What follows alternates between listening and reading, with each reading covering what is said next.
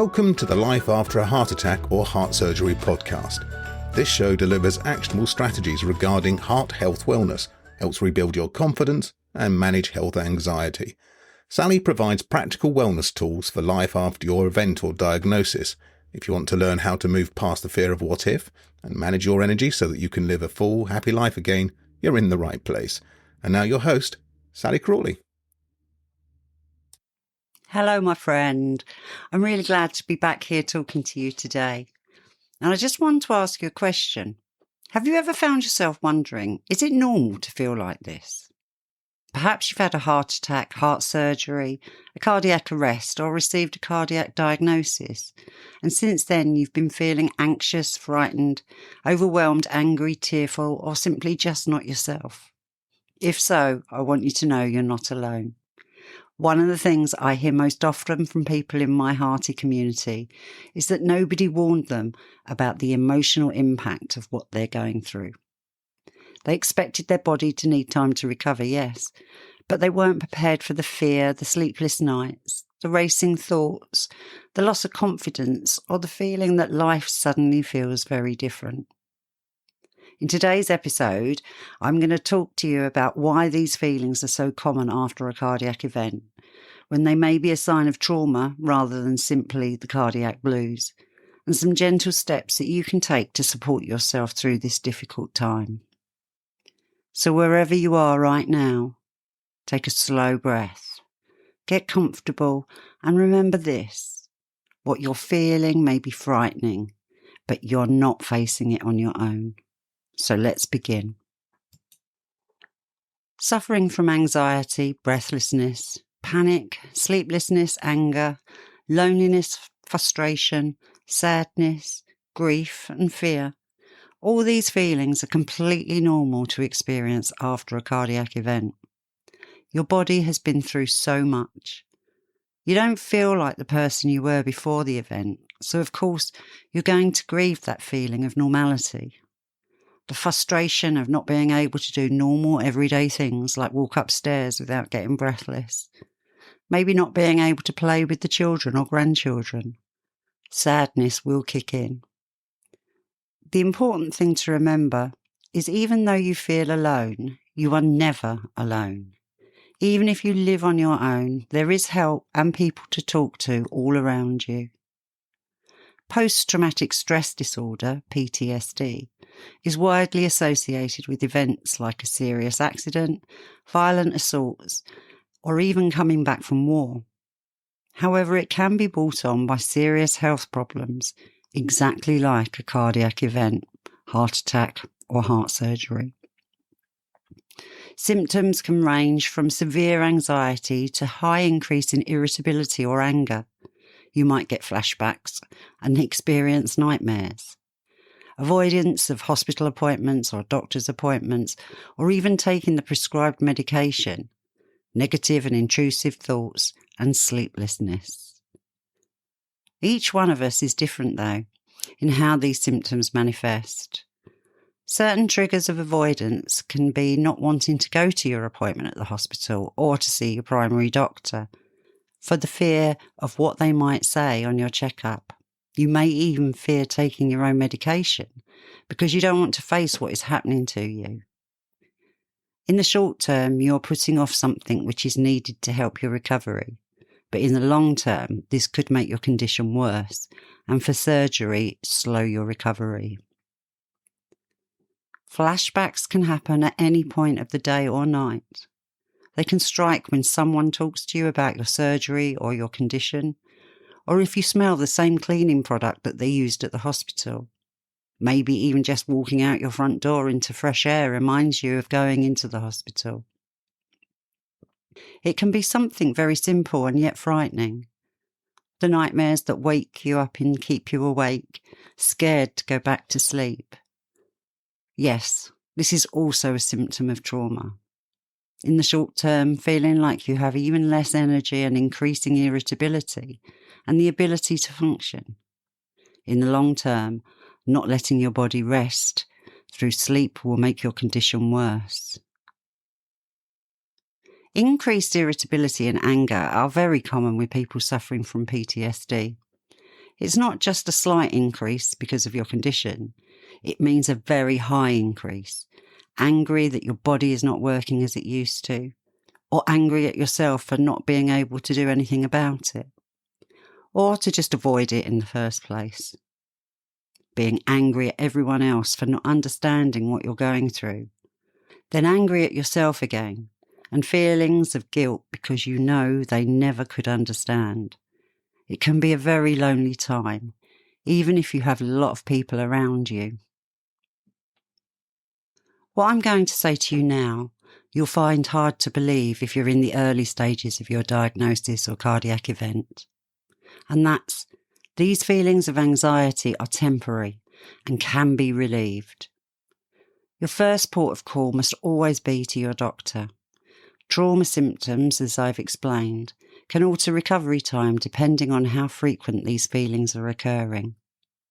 Doctors are there to listen to you and to keep an eye on how you're progressing. They will refer you to a therapist if it's not something that they feel that they can solve. But what if you feel you need to start helping to ease these feelings sooner than you can get to your doctor or a therapist? Well, there are plenty of things you can do to aid your recovery from trauma of a heart attack or heart surgery or a cardiac arrest. And the first thing that I always recommend is to talk. Talk, and when you think you've done talking, talk some more. This does not have to be to your doctor. It can be to a family friend, a family member, a neighbour, support group, or a helpline. Even a complete stranger who's been through something similar can be a good start. I can remember after my heart attack, I was booking my sewing machine in for a repair, and I just started talking to the chap on the phone, and it turned out he'd had a heart attack. It was so good to be able to talk to somebody who knew what I was going through. Talking things through can help you to come to terms with the events that have happened. It can make you start to accept how things are and to put things into priority and order. Your friends and family need to know how you feel, and communicating with them as to what you need will help. Secondly, ask questions. The fear you feel may stop you from wanting to ask these questions, but speaking to your doctor or a cardiologist about your fears and asking them what to expect will help you realise how things are and how you can adapt. My third idea would be to make sure that you're as positive with yourself as you can be. Every time you feel a negative thought enter your head, try and say out loud some positive sentences before it overwhelms you. Things like, "This is a temporary feeling," or "I can recover from this." And you could even say, "I have a great support network around me." Give it a go. Don't let those thoughts take over. Practicing self-care is another must. Make sure you're eating healthy. Make sure you take a bath or a shower. Watch your favourite film. Listen to your favourite music. Even stroking your pet dog or your cat can bring positive feelings to the forefront. Anytime you feel anxious or frightened, do something that makes you happy. And another brilliant way of coping with these symptoms is journaling. Pooping on paper. Writing everything down. Getting all your fears, anxieties and emotions down on paper gets it out of your head. Start with what you've done today, how you felt, good and bad. It doesn't even have to be done every day. Research has shown that 15 minutes 3 times a week gives increased feelings of positivity. And remember to take it one day at a time. Just one day. After a month, you could start to see changes and how far you've come, reminding yourself of how you overcome those feelings. Writing it down really does help. Take your time with it. And did you know, there's a saying, knowledge has power. Reading is not only a peaceful exercise for you to practice, but learning more about PTSD and how to cope with it is something you can do to help yourself. I've had a look and there's some books that I'd like to suggest for you. They're all available on Amazon, and if you pop over to my website or into the show notes, you'll find that I've put links in there for you. So my suggested 4 by other authors would be 50 Things to Know About PTSD. You don't have to suffer alone. The second would be An Introduction to Coping with Post-Traumatic Stress. The third, Overcoming Trauma and PTSD. It's a workbook integrating skills from ACT, DBT and CBT.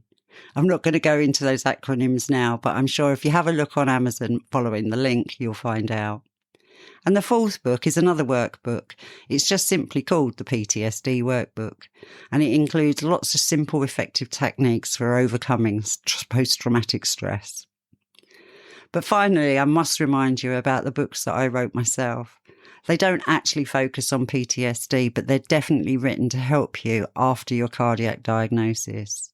So please pop over to Amazon. Again, the links are in my show notes and on my website. The first book is called The Beat Goes On, and it's about supporting you with the practical and emotional side of life when living with heart disease when you're first diagnosed.